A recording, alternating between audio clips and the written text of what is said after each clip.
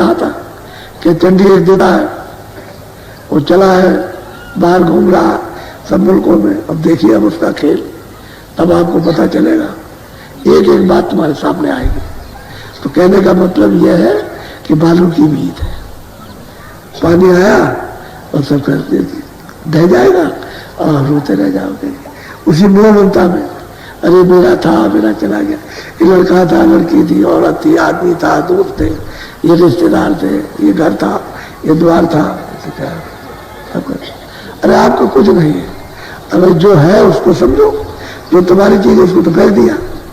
दरवाजे में बैठ करके तुम अपने धन को लेते तो वाह वाह, सब लोग तुमको अच्छा कहते, और दूसरे का धन हड़प कर रहे हैं कि तुम उसका है, कि तुम उसका जबरदस्ती मार रहे हो। उसने कहा कि मेरे सामान से तुम इसकी हिफाजत करना, ये भी मेरा ही है, ये मैं सामान इसकी हिफाजत के लिए देता हूँ, उसको ठीक ठाक रखना, और जैसा मैंने तुमको ठीक दिया है वैसा मुझे दे देना। तो आप उसको बीमार करके देते हो और गंदगी भर के देते हो। कोई तुम अकलमंद हो कि उसने साफ सुथरा दिया और आप गंदगी भरने लगे, मेरा कुछ नहीं। तो वो कहता भी है कि भाई मेरे मकान में तुमको कुछ नहीं मिलेगा सिवाय खाद के और सिवाय तुमको रोने के, और कुछ नहीं। और सही बात ही है, कुछ नहीं मिलता है, पीछे रोते रहो, चिल्लाते रहिए आप। अब जो आफत है वो तो आप भोग रहे हो, चिल्लाते हो।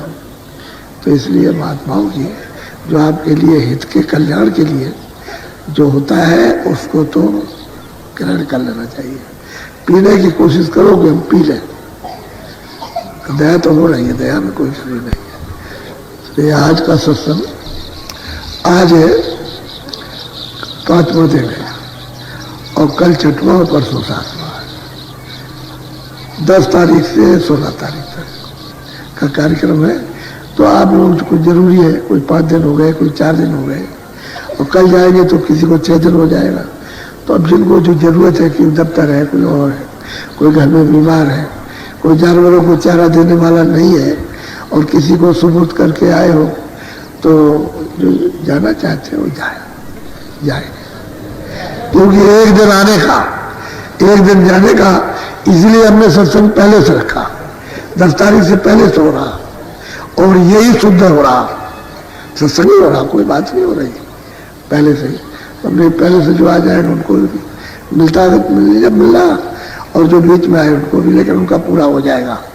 और 7 दिन का तो आपका कोटा हो ही गया। अब एक दिन जाने में, एक दिन आने, तो आते वक्त में भी सत्संग मिल गया और जाते वक्त में भी मिल गया।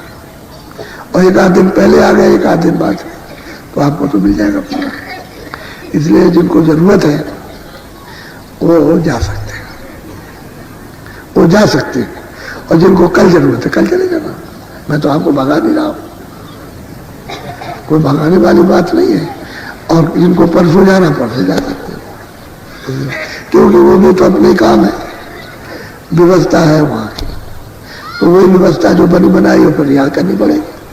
तो इसलिए व्यवस्था है तो ठीक है, मतलब उस व्यवस्था में रहो तो नई कोई परेशानी नहीं होगी। सारी देख तो अपने गए हो आप रहने लगे। अब यहाँ तो नई व्यवस्था करनी है, फिर जब चले जाओगे तो सब बिगाड़ देना, फिर आओगे तो फिर बनाना।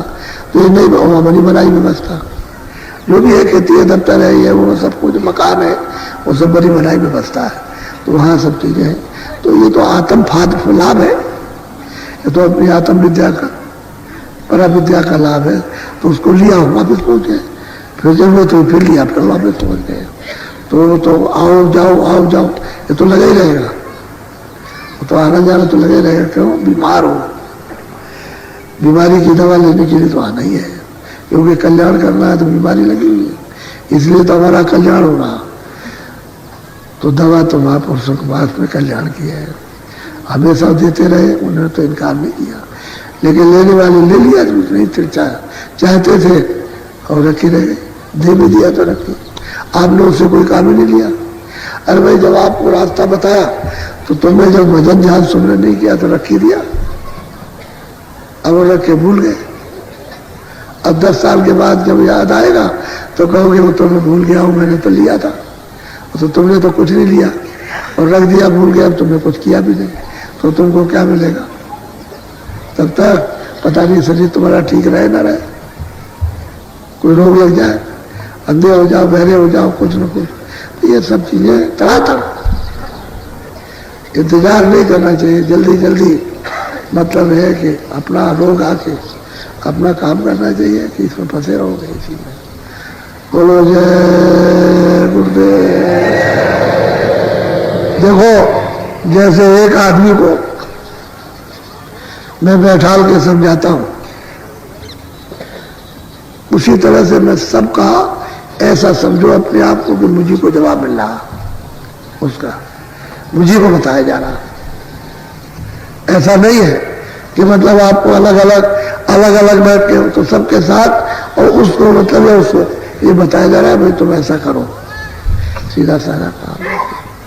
महात्माओं का एक एक को नहीं, एक एक को होगा लेकिन सबके साथ होगा, क्योंकि इतने लोगों का समय फिर कैसे मिलेगा। इसलिए वो जवाब सबका एक ही साथ सबको अलग अलग देंगे और दे देते। अब तुमको ये चाहिए कि अपनी अपनी चीज पकड़ लो, जो जरूरत की उसको पकड़ लो और जिसकी अभी जरूरत नहीं उसको रखो, जब जरूरत पड़ेगी तो याद आ जाएगी फिर काम में ले लेना। ऐसा करो, ऐसा ही होता है।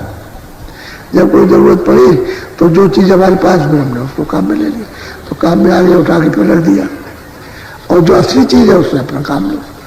तो भजन ध्यान करो, ये तो असली चीज है। सुमिरन भजन और ध्यान और सत्संग, सत्संग पहले, सेवा बाद में, फिर उसके बाद भजन। ये तीनों चीजें मुख्य है, सत्संग, सेवा, भजन, ये असली चीज। इसी से सब बन जाता है। और ये चीज सत्संग नहीं मिलेगा तो सेवा और भजन नहीं हो सकता। तो जय गुरुदेव।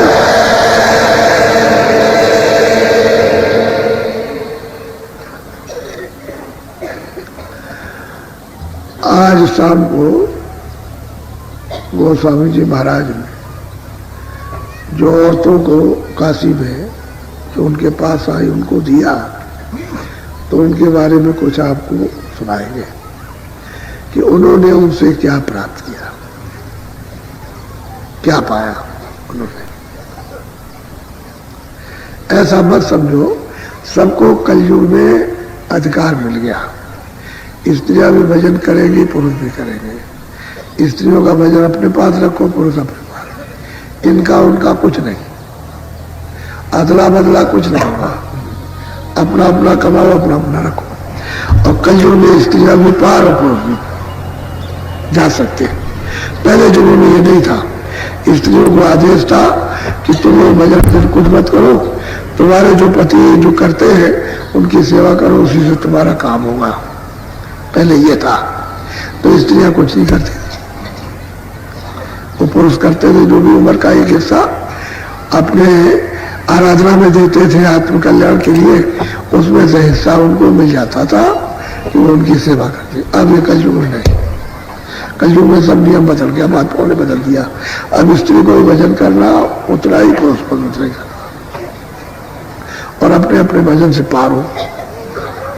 और दोनों को महात्माओं के पास जाना, दोनों को रास्ता लेना है। ऐसा नहीं है कि मतलब यह है कि वो दोनों के लिए। तो कलयुग में नियम बदल गया, पहले युगों का दूसरा नियम था।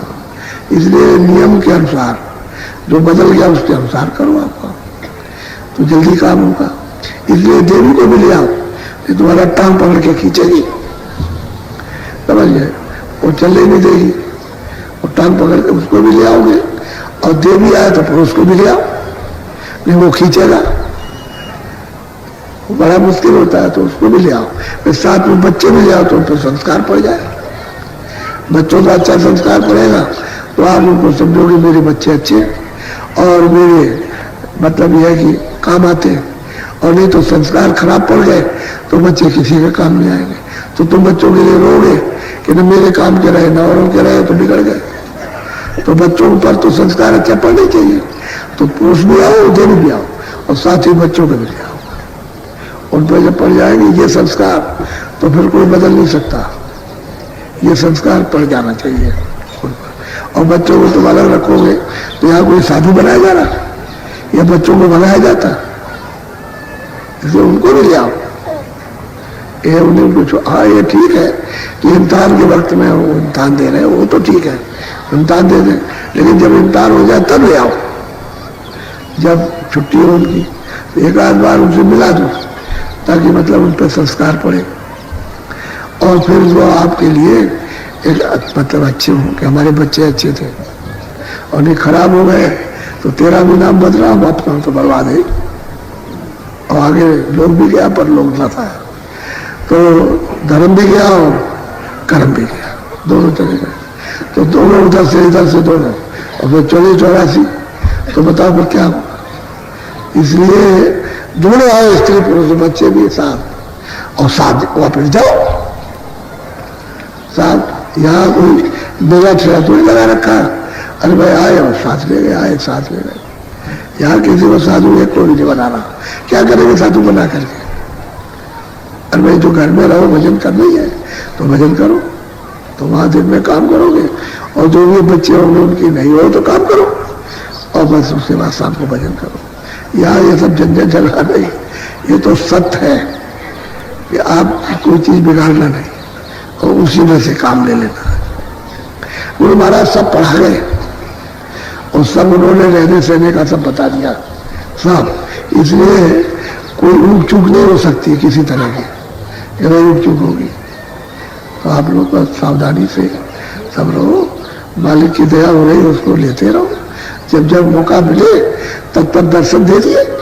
आदान प्रदान में क्या होता, अरे भाई औरत भाई अगर हाथ में पास में और एक दर्शन देना दर्शन करना, तो एक दूसरे का कहते हैं भाई अगम की सूझ, अरे भाई अरस परस में अगम की सूझ होती है, वो अगम का रास्ता मिल जाता है तो ये की बात वहां जाग जाती है, घर की तरफ चल देती है, तो कहते हैं मिलते जुलते रहो, दर्शन दो दर्शन करो, अपना भी दो उनका भी करो, दोनों बातें हो जाती हैं।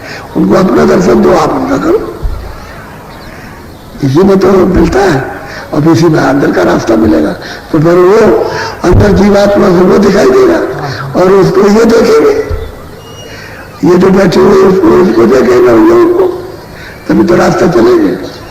तो बाहर नहीं मिलोगे, अंदर क्या मिलोगे, अंदर से तो बाहर फंस गए, अब अंदर नहीं जा सकते हो बगैर जानकार के।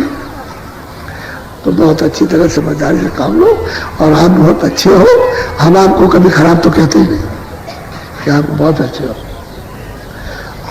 यहाँ तो कोई ऐसी बात कही नहीं जाती, ऐसा होते सबका सम्मान होता है, सबसे प्यार होता है, सब जानते हैं, और नहीं हो तो इतना आदमी आएगा क्यों। ये तो भंडारे में आप देखो कितना, तो जब प्यार होता है सबसे, सब जानते हैं, सबको प्यार करते हैं, आपको प्यार लेना चाहिए उसको, जब सबसे कर रहे हैं तो फिर इसमें क्या है। अब यह है कि कूदा फादी मत करो, खेचा खाची करते हो तो फिर तुम्हारा मुश्किल कर देते हो, तो वो नहीं, झिड़का झिड़की से काम नहीं, सावधानी से बोलो जय गुरुदेव, जय गुरुदेव। सतगुरु सतनाम तुम कोला को प्रणाम,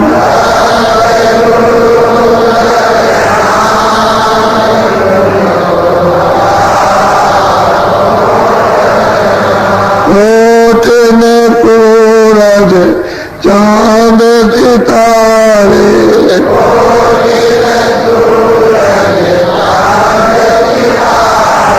रोम रोम करे उजारे,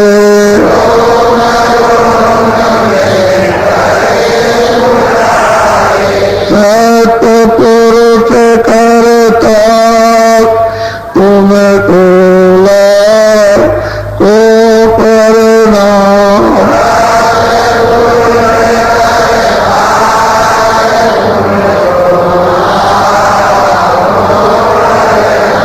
अरे वो सूरज चांद सितारे,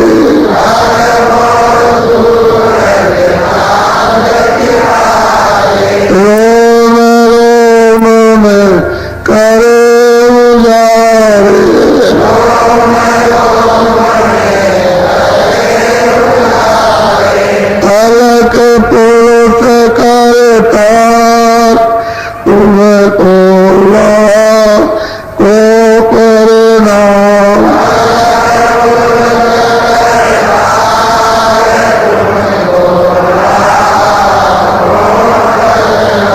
हर वो सूरज चांद सितारे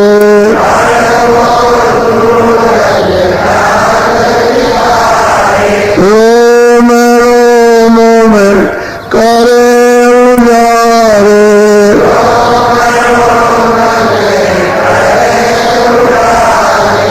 अगम पुरुष करता तुम्हें कोला को करना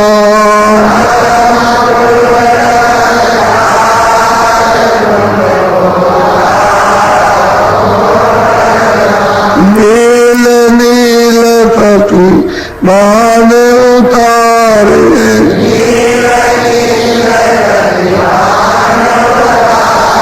रोम रोम में करे उजारे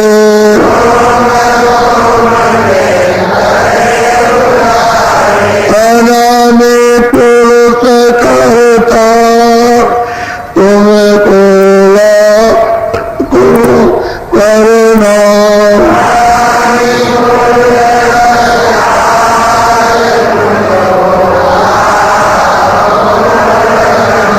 सतगुरु सतनाम तुम्हें कोला को करना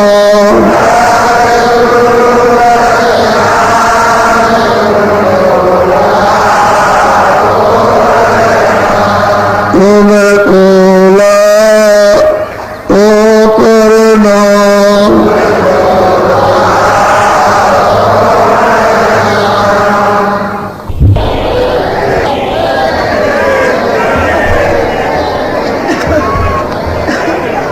Gracias.